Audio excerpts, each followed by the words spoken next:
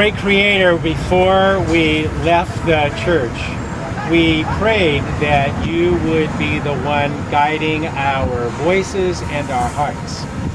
And so we have opened our hearts, and we ask that this young man's hearts also be open, and that his ears remember what it is that he has heard. May the workers share in the fruits that are sweet.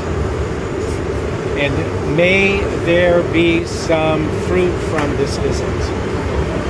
We only can ask, and we can only be faithful, because we believe that the change of heart is possible. And this is my prayer. Amen. Amen.